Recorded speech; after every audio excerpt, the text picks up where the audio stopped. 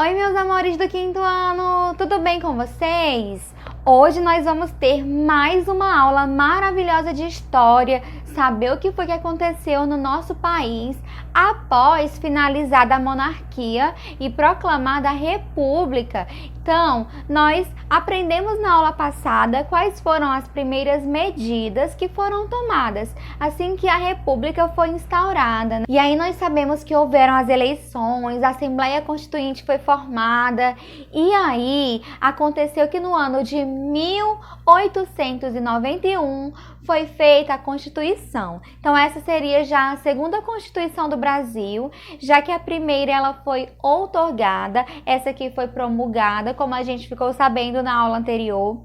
E hoje nós vamos analisar o documento da Constituição. No livro de vocês, lá na página 105 até a página 107, vocês podem observar alguns trechos desse texto da Constituição na íntegra mesmo. Então tá lá, do jeito que foi feito na Constituição, tá no livro de vocês.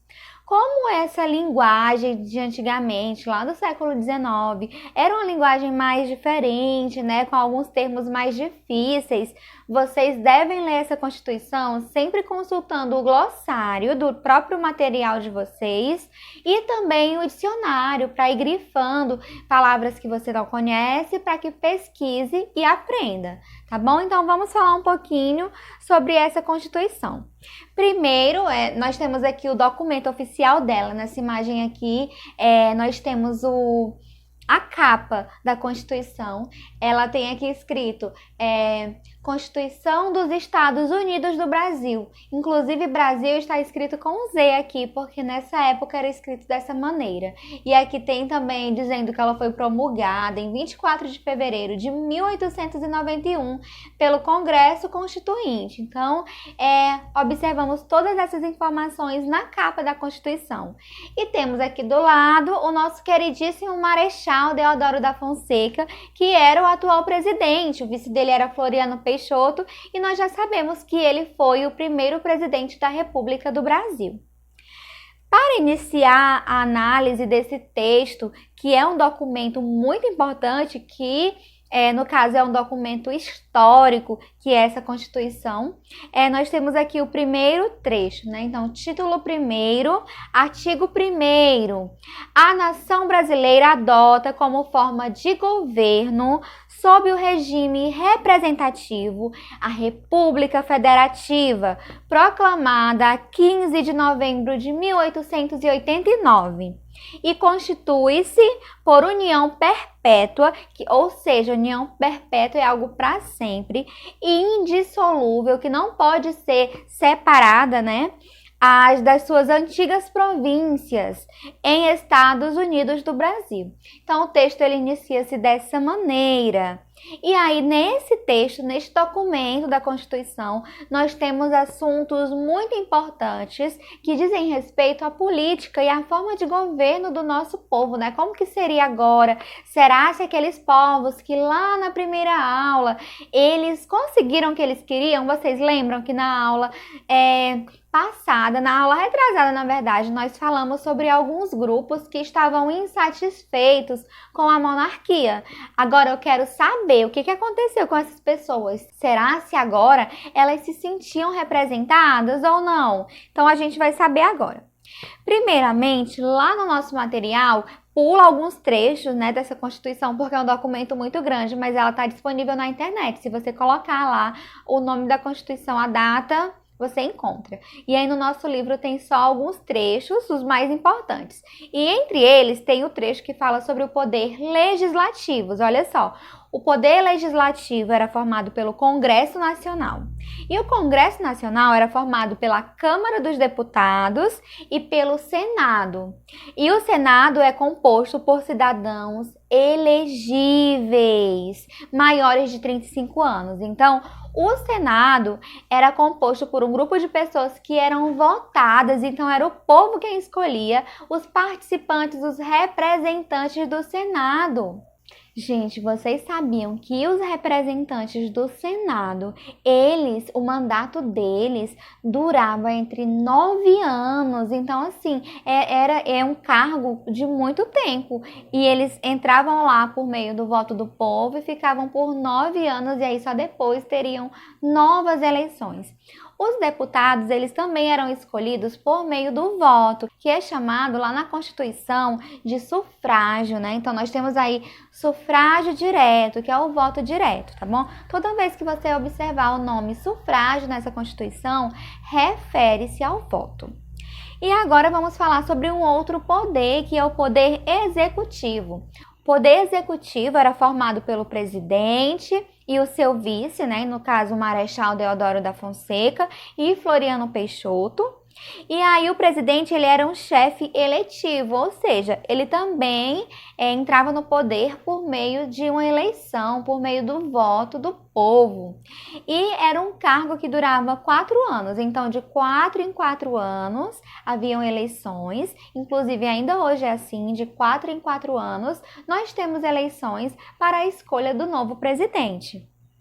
E só lembrando que, por mais que a Constituição seja bastante democrática, mas muitas coisas teriam de passar pelas mãos do presidente. Então, ele tinha que dar uma sanção, o poder final, né? Ele poderia vetar algo ou decidir algo, nomear os ministros dos estados. Então, ele tinha, assim, um poder bem grande nessa questão de escolha política. E aí, vamos falar um pouquinho sobre o poder judiciário, porque nós sabemos que hoje em dia existem 3 poderes: o legislativo, o executivo e o judiciário. Só que nessa época a Constituição não deixava clara a função do poder judiciário, então eles não abordaram nessa Constituição. Observem só o texto. A Constituição de 1891 deixava vagas algumas questões referentes ao poder judiciário. Abordou-se, portanto, apenas os 2 poderes mencionados, apenas o legislativo e o executivo. O judiciário ficava meio que sem ter algo na Constituição que o garantisse de fato.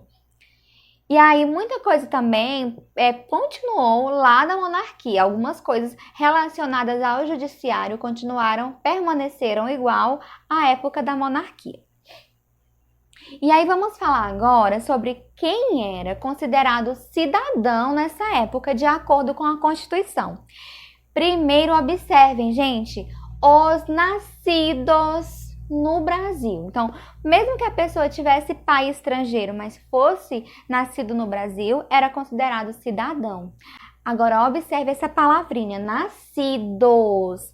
Apenas os nascidos, os homens que eram considerados cidadãos, gente. Apenas homens. As mulheres, elas não faziam parte desse grupo, elas não eram cidadãs. E aí a gente já observa que aquela luta feminina por representatividade lá na época da monarquia foi-se por água abaixo, porque os direitos delas não foram adquiridos nessa época. Para vocês terem uma ideia, a mulher ela só foi conseguir o direito de votar só 100 anos depois. Já que a gente fala um pouquinho mais sobre isso, vamos dar prosseguimento aqui. Então, os nascidos no Brasil, homens, eram considerados cidadãos. E os eleitores brasileiros deveriam ser maiores de 21 anos. Então, se o jovem tivesse 18 anos, fosse homem, mas mesmo assim ele não poderia votar, porque a partir dos 21 anos é que ele poderia exercer esse direito. Agora, vamos falar sobre outro grupo que era bem grande nessa época, que era a maioria das pessoas, inclusive, que era o grupo de pessoas proibidas de votar de acordo com essa Constituição. Então, nós temos, olha, proibidos de votar os mendigos, então eles não poderiam votar. Os analfabetos, então mesmo que fosse homem, mesmo que fosse maior de 21 anos, se ele não soubesse ler e escrever, ele não poderia votar. Então, analfabetos não votavam. Também não votavam os indígenas. Gente, veja que absurdo. Os indígenas, que eram o povo nativo do Brasil, eram os primeiros habitantes do Brasil, eles não eram considerados cidadãos. Veja que injustiça, não tinham direito de nada em relação à política, ao voto. Também não tinham direito de votar os militares que não possuíam ensino superior. Então, se não possuísse ou não estivesse cursando o ensino superior, eles não eram autorizados de votar, eles não tinham esse direito. E também religiosos, e principalmente aqueles que optavam mesmo por não participar da política, né? Então, aqueles grupos que viviam em monastérios, enfim, eles não eram obrigados a votar se não quisessem, então era uma opção deles. E agora vamos falar sobre um elemento importante nessa Constituição, que é importante falar disso, sobre as mulheres.